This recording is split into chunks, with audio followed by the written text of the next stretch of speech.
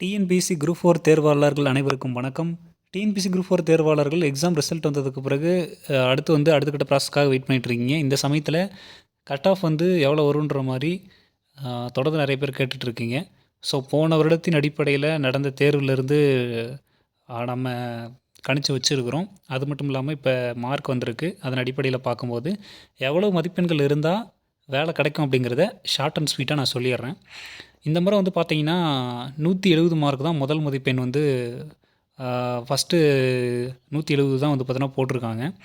அதனால் பார்த்தீங்கன்னா 170 போட்டிருக்கிறதுனால கொஞ்சம் மார்க் இன்னுமே கட் ஆஃப் குறையிறதுக்கான பாசிபிலிட்டிஸ் ரொம்ப அதிகமாக இருக்குது.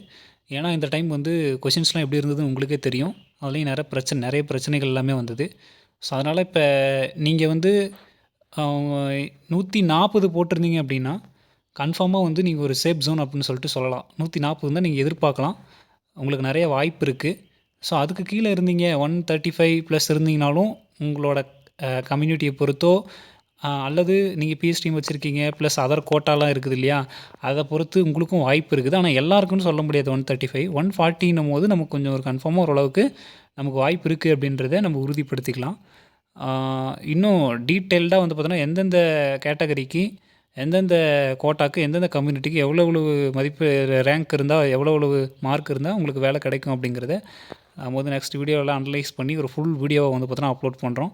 மேலும் இது மாதிரியான டிஎன்பிஎஸ்சி குரூப் 4 சம்மந்தமான உடனடி தகவல்கள் மற்றும் அப்டேட்களை தெரிஞ்சுக்கணும்னா மறக்காம சேனலை சப்ஸ்கிரைப் பண்ணி பக்கத்தில் இருக்கிற பெல் ஐக்கானை கிளிக் பண்ணிக்கோங்க. அப்போ தான் எந்த தகவலையும் மிஸ் பண்ணாமல் பார்க்க முடியும். நன்றி.